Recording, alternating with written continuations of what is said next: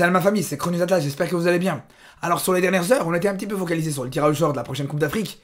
Mais il y a eu deux matchs intéressants qui sont joués justement en prévision de cette prochaine CAN, ou en préparation en tout cas de cette prochaine Coupe d'Afrique. Et justement, je pense qu'il y a énormément de choses à dire par rapport à ces deux matchs. D'ailleurs, si vous voulez en parler, si vous voulez me dire ce que vous pensez de ce match-là, du match de l'Algérie, du match de la Tunisie, du match du Maroc demain, ou même si vous voulez me donner votre avis par rapport au tirage au sort, on sera en live sur Twitch ce soir à partir de 21h, et comme d'habitude, vous êtes les bienvenus si vous voulez en parler. Sinon, pour parler de ces deux matchs-là, que ce soit le match de l'Algérie contre le Cap-Vert ou celui de la Tunisie contre la Corée du Sud, alors je vais commencer par parler du match de l'Algérie, et je vous dis pour moi, je pense que ce match contre le Cap-Vert c'était le match idéal pour tester un petit peu l'animation offensive de cette équipe d'Algérie.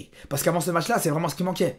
Ça manquait vraiment d'efficacité. Offensivement, ça se procurait pas beaucoup d'occasions, ça marquait pas beaucoup de buts sur les 3 derniers matchs. En plus de ça, on savait qu'encore une fois, cette équipe allait être totalement remaniée avec l'arrivée de Guiri, avec la première titularisation de Oussama Aouar. Donc vraiment, un match contre le Cap-Vert qui laisse des espaces, qui laisse un peu jouer, qui est pas forcément organisé dans un bloc bas. Je trouve que c'est intéressant pour voir un petit peu ce que ça propose au niveau offensif, voir un petit peu les automatismes qui commencent à se créer petit à petit. Et ça tombe vraiment bien parce que cette équipe du Cap-Vert, c'est pas du tout un adversaire hyper relevé, hyper solide comme on peut en avoir d'autres en Afrique.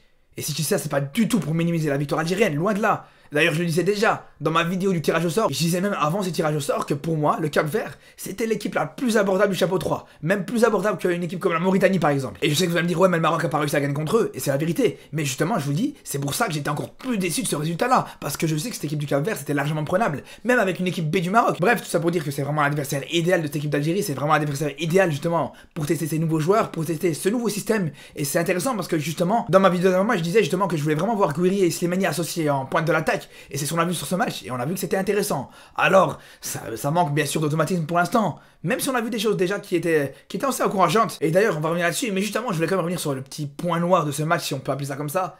C'est justement cette affaire Slimani. Alors, franchement, tu fais un match plein, tu fais un match complet. Du côté algérien, y a rien à dire. Bon, tu prends un petit but, on va revenir là-dessus, mais bon, c'est pas très grave. Mais bref, tout ça pour dire qu'il y a tout qui a été positif dans ce match. Et c'est vraiment dommage de voir qu'à la fin, justement, Slimani s'embrouille avec Benrahma pour tirer le penalty. Au bout d'un moment, on sait que Slimani, c'est un joueur d'expérience. C'est un joueur qui a plus rien à prouver avec cette équipe d'Algérie. Donc au bout d'un moment, elle laisse tirer Benrahma. On sait que Benrahma, aujourd'hui, il a besoin de confiance. Il a besoin de son déclic pour commencer à être performant en équipe d'Algérie, ou en tout cas être aussi performant qu'en club. Et quand t'es un joueur comme Slimani, que t'es recordman de buts en sélection, qu'en plus de ça, comme je disais, t'as plus rien à prouver, et que t'es sur la fin de carrière, on va pas se mentir que t'es plus sur la fin que sur le début, mais permet aussi à tes jeunes coéquipiers de se mettre en confiance.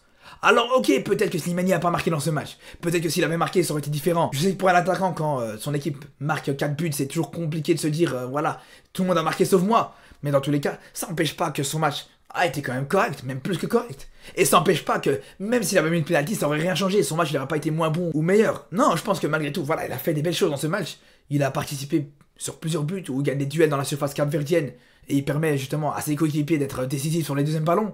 Alors ok, c'est vrai qu'il rate son occasion justement. C'est vrai qu'à ce moment-là, il avait la possibilité de frapper, mais il rate complètement sa frappe et il trébuche même au moment de la frappe et il cadre même pas ce ballon. Du coup, il y a peut-être une frustration par rapport à cette occasion-là. Mais malgré ça, comme je disais, ça change absolument rien à ce match. Pour moi, il a fait un match correct. Pour moi, actuellement, je pense que c'est l'attaquant numéro 1 en sélection. Et on sait très bien que c'est pas parce qu'il va mettre un penalty en plus ou en moins que ça va changer quelque chose. C'est pour ça, je trouve que c'est dommage qu'il n'a pas été classe sur cette situation-là. Et en plus de ça, il en rajoute une couche après le match, où il s'énerve clairement devant les journalistes en disant que voilà, tout le monde est contre lui, il se vantait par rapport à ses qualités en rappelant d'où il venait, en rappelant sa carrière et tout ça, comme si vraiment aujourd'hui il en avait besoin. C'est ça que je comprends pas, je comprends vraiment pas l'état d'esprit de Slimani par moment. Surtout comme je vous dis, il fait vraiment pas un mauvais match. D'ailleurs, c'est de lui qui vient le premier but. Alors c'est vrai que le gardien capverdien, il s'enflamme un petit peu, il prend vraiment le temps de contrôler son ballon, il joue de manière assez facile. Mais on a vraiment vu un Slimani qui a été hyper intelligent dans son pressing.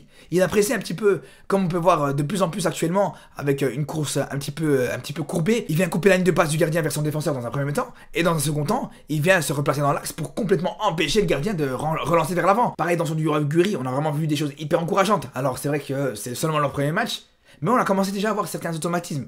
Et c'est pour ça que je vous dis, je voulais vraiment les voir ensemble, parce que de 1, on sait que Slimani c'est un attaquant qui est vraiment valorisé quand il a un deuxième attaquant à côté de lui, et Guiri pour le coup lui aussi il est très bon quand il joue en tant que deuxième attaquant. Donc c'est vraiment deux joueurs qui pouvaient vraiment se correspondre, et on a commencé à le voir ici, avec souvent Slimani qui va faire le sale boulot en allant chercher le duel, et Guiri qui va se lancer dans l'espace pour aller chercher des ballons dans la course. Et justement d'ailleurs par rapport à Guiri, on a bien vu qu'il était un petit peu mis en difficulté par moment dans l'aspect physique. On sait qu'il a besoin d'adaptation sur le jeu africain, ce qui est tout à fait normal, mais ça n'empêche pas que lui aussi, même s'il n'a pas marqué, on l'a vu souvent décrocher pour participer au jeu au milieu de terrain, et ça c'est une très bonne chose, surtout quand tu sais que tu joues avec seulement 2 milieux de terrain dans ce système-là. Donc c'est une bonne chose d'avoir un Guiri qui peut décrocher, qui peut aider ce milieu de terrain, et qui a les qualités pour le faire. Et justement dans le jeu de Guiri, on voit quelque chose d'important, qui pourrait même être crucial dans le jeu de l'Algérie, qui pourrait vraiment être hyper bénéfique, c'est qu'on voit tout simplement qu'ils se sont côtoyés avec Aouar. Alors c'est vrai que ça fait un petit moment, c'est vrai, ça remonte, on voit bien sur la photo que ça remonte à très longtemps, mais on voit malgré tout qu'ils arrivent encore facilement à se retrouver, ils ont même pas besoin de se regarder. Regardez encore une fois Aouar ici qui trouve Guiri sans même le regarder, sans même jeter un coup d'œil. Il arrive à centrer. Alors Guiri il a pas forcément réussi à mettre ce ballon au fond, mais ça n'empêche pas voilà que c'est des petites combinaisons comme ça, c'est des petits automatismes comme ça qui peuvent être vraiment hyper bénéfiques pour l'Algérie comme je vous dis. Parce que comme vous savez c'est une équipe qui est totalement remaniée. C'est une équipe qui va vraiment avoir besoin de beaucoup de travail pour commencer à trouver des vrais automatismes. Donc quand tu as des joueurs comme ça, qui se connaissent déjà, qui ont déjà joué un petit peu ensemble, c'est vraiment quelque chose de bénéfique. D'ailleurs par rapport à Aouar justement, encore une fois, quel match qu'il fait. Mais c'est clairement l'homme du match, il n'y a aucun doute là-dessus. Alors déjà, on se rappelle contre la Tunisie, il a vraiment fait des très belles choses. On se rappelle que son entrée elle a été fracassante. Et depuis ce match-là, il a vraiment montré que ça pouvait vraiment être le milieu de terrain qu'il fallait à cette équipe d'Algérie. Et ça s'est confirmé dans ce match. Et le mec, il te fait sa première titularisation, il te met ses 2 premiers buts. T'as vraiment l'impression que c'était facile pour lui. Et j'en parlais dans la vidéo d'avant-match. On a vu tous les différents milieux de terrain qui sont passés par cette équipe-là. Et il n'y en a aucun qui a été aussi impressionnant. Et en plus de ça, il propose un jeu assez libre. On le voit au milieu de terrain, on le voit à droite, on le voit à gauche. Et il arrive à se rendre hyper disponible. Et c'est comme ça qu'il a pu être décisif 2 fois sur ce match. En plus, il a marqué 2 fois de manière totalement différente. Il met un but de la tête et il met un ballon piqué magnifique sur le premier but. Donc vraiment, je pense que Aouar va vraiment faire encore une fois du bien énorme à l'Algérie. Après, je vous ai cité Aouar qui a été l'homme du match pour moi. Mais on aurait pu citer aussi d'autres joueurs. Bien sûr qu'Atal aussi a été exceptionnel. C'est d'ailleurs lui qui fait la passe sur le but d'Aouar. Même chose pour Mahrez qui a été stratosphérique dans cette rencontre. Lui aussi, il a régalé en termes de passes, en termes de centre. Il a été vraiment très bon dans ce domaine. Et il faut citer un joueur par contre, c'est Amoura. Alors c'est pas forcément le joueur qu'on attendait. Moi personnellement, je m'attendais plus à ce que ça allait être Shaibi qui a été titularisé à sa place. Mais il a bien montré que même s'il n'avait pas forcément les qualités intrinsèques de Shaibi, qui pour moi est largement au-dessus en termes de potentiel, ça n'empêche pas qu'il a vraiment fait un très gros match. Il était partout, c'est une vraie pile électrique. Ce mec n'arrête pas de courir. J'ai presque envie de lui dire qu'apparemment il a fait peut-être un petit peu trop. Parce que quand on voit par exemple sur le but du Cap-Vert, quand il vient se replacer dans l'axe pour se placer défensivement, et défendre sur le milieu de terrain capverdien, ça a peut-être créé une incompréhension entre lui et Zerouki parce que sur cette situation c'était à Zerouki d'y aller et peut-être que Zerouki justement il s'en serait peut-être mieux sorti qu'Amoura sur ce duel là. C'est pour ça que par moment je pense qu'il doit faire un petit peu trop et garder bien les zones où il doit aller presser, où il doit aller défendre pour pas trop marcher dans les pieds de ses partenaires. Après à sa décharge, c'est vrai que Zerouki sur cette situation il a rien à faire là, surtout qu'à ce moment là il vient quand même de la surface de réparation et pour moi je pense qu'il a absolument rien à faire dans la surface. Il y a 15 joueurs capverdiens dans la surface et il y a 4 joueurs algériens qui sont dans cette surface, donc je pense que c'est largement suffisant. Surtout qu'à ce moment là justement au début de l'action il y avait personne justement à l'entrée de la surface qui pouvait sortir sur le joueur capverdien du Rayo Vallecano. Même si après malgré tout je pense que le principal responsable de cette situation ça reste Atal parce que juste avant il perd un ballon dans une zone hyper dangereuse, ça a permis au capverdien directement revenir et trouver justement ce milieu de terrain. C'est pour ça qu'on va pas en tenir rigueur totalement à Zerouki. Même s'il faut quand même dire une chose par rapport à Zerouki, c'est qu'encore une fois, comme à chaque match il fait sa prise de judo habituelle et je vous le dis il doit vraiment faire hyper attention à ça parce que ça à la CAN, ça ne pardonne pas. À la CAN, à tout moment, s'il prend une jaune, voire une rouge à cause de ça, il va vraiment pénaliser son équipe. Donc il doit vraiment être vigilant. Donc voilà pour le match de l'Algérie. Par contre, pour le match de la Tunisie, je vous le dis, c'est une déception énorme. Alors j'attendais beaucoup de la part de la Tunisie dans ce match. Franchement, la Tunisie m'a laissé une super impression sur leur dernier match contre l'Égypte. Et là, je m'attendais vraiment à voir les Tunisiens continuer sur cette lancée. J'étais vraiment très content de voir ce match. Et là, la déception, je vous le dis, elle est totale. Parce qu'au bout d'un moment, ok, l'équipe de la Corée, c'est quand même une équipe... pas à prendre à la légère du tout, c'est une équipe quand même avec beaucoup de qualité, c'est sûr et certain. Et je vous dis vraiment pas que ça allait être un match facile pour les Tunisiens.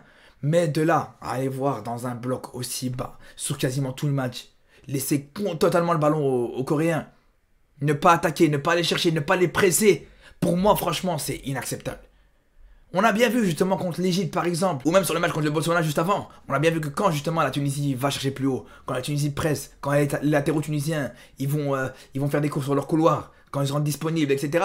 C'est là où on voit une équipe de Tunisie avec un très beau visage. Et là aujourd'hui je vous le dis, quand on voit la Tunisie quasiment sur tout le match comme ça, dans un bloc aussi bas, laisser le ballon aux Coréens, laisser les Coréens passer à gauche, passer à droite, faire tourner, et sans qu'il y ait de pression vraiment sur le porteur du ballon. Honnêtement, je trouve vraiment ça très dommage. Surtout avec la qualité des joueurs que tu as sur le terrain. T'as quand même des Laïdouni, t'as des Skiri, t'as des Mejbri, t'as des Achouri. Et il n'y en a aucun qui ont pu être mis en valeur. Et le pire, c'est qu'on a bien vu. Les seules fois où la Tunisie se mettait un petit peu à jouer, ça proposait des belles choses. Alors la seule fois en première mi-temps où la Tunisie s'est dit, bon, là maintenant on va poser un petit peu le jeu, on va jouer un petit peu au ballon, ça a procuré justement cette frappe de Laïdouni. Et pareil en deuxième mi-temps, sur l'une des seules fois que tu m'as joué, T'as une situation où Mejbri il arrive à trouver Achouri justement sur le côté gauche. Et là, pour le coup, je suis dégoûté parce que je trouve que des situations comme ça, il doit y en avoir beaucoup plus. Des combinaisons entre Mejbri et Achouri. Tu dois en avoir toutes les 5 minutes. Pour moi, tu dois avoir quasiment que ça sur l'ensemble du match. Ça doit vraiment être de là que vient le dynamisme de cette équipe-là. Ça doit vraiment être de ces joueurs-là que doit venir le plus gros danger. Mais le problème, c'est que s'ils touchent 3-4 ballons sur une mi-temps, comment tu veux qu'ils fassent quoi que ce soit au bout d'un moment? C'est ça le problème. Et quand j'insiste à ce point-là, justement, sur l'organisation de la Tunisie qui est aussi basse, on le voit ici avec une défense quasiment 5-4-1, avec 4 joueurs au milieu de terrain et seulement Msekni qui était tout seul en pointe. Pour moi, cette organisation aussi basse, c'est vraiment le problème de cette équipe sur l'ensemble du match. Parce qu'au bout d'un moment, quand on le voit par exemple ici, il y a non seulement un bloc qui est très bas, mais en plus de ça, il n'y a aucune pression sur le porteur. Regardez, le joueur coréen, il peut largement s'avancer sans problème. Il a largement de l'espace pour aller tenter une frappe sur cette situation-là. Et des séquences comme ça, il y en a eu plein dans ce match. Pareil, pour le fait d'être organisé vraiment dans un bloc bas, ça fait que tu auras plus tendance à faire des fautes dans ton camp, par définition. Et c'est comme ça qu'est venu le premier but de la Corée. Et on va même aller encore plus loin, mais si pendant tout le match tu es organisé dans un bloc bas, si pendant tout le match tu subis énormément, mais là aussi, tu as de grandes chances de concéder un but contre ton camp aussi.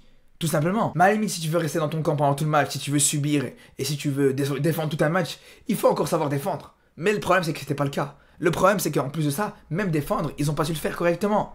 Et on l'a vu rien que sur ce corner, franchement, c'était risible de voir comment la défense tunisienne s'est fait totalement avoir justement par une phase totalement basique des attaquants coréens qui ont juste fait une course croisée, tout simplement, et ça a totalement rendu fou cette défense tunisienne. Ça les a totalement déstabilisés. Mais le problème, je vous le dis, à la limite, vous allez me dire, bon, c'est le jeu de la Tunisie, ça reste le jeu ancestral des Tunisiens, ok, y a pas de problème. Tu veux rester organisé dans un bloc bas, tu veux pas forcément prôner un jeu offensif, y a pas de souci. Mais le truc, c'est comme je vous dis, tu veux jouer bas, tu veux jouer défensif, joue défensif jusqu'au bout. Et mets au moins de la pression sur le porteur. Parce que là, un joueur qui est dans ta surface, qui a aucune pression sur lui, il a 5 joueurs tunisiens autour de lui et il n'y en a pas un seul qui arrive à lui récupérer le ballon et il arrive à marquer comme ça. Je suis désolé, mais c'est même honteux, c'est ridicule, la vérité. Donc voilà, je vous le dis, vraiment une grosse déception de la part des Tunisiens. J'espère vraiment que sur le prochain match contre le Japon, on va avoir un meilleur visage, qui vont se racheter, qui vont montrer de meilleures choses et qui vont comprendre une fois pour toutes que, ben voilà, si tu veux défendre, fais-le correctement. Sinon, tu te proposes un jeu offensif comme tout le monde, tout simplement. Donc voilà, franchement, j'ai hâte de voir justement ce match. La Tunisie contre le Japon et bien sûr, surtout, ce match de l'Algérie contre l'Égypte. Ça va vraiment être aussi une très très belle affiche. Sans comme je vous dis, on se retrouve ce soir pour reparler de ce match de la Tunisie, le match de l'Algérie, le match du Maroc demain, le match du Sénégal aussi qui arrive lundi contre le Cameroun aussi qui sera un très très beau match. Donc on se dit à ce soir sur Twitch. On se dit donc à ce soir sur Twitch à 21 h et surtout d'ici là, prenez soin de vous.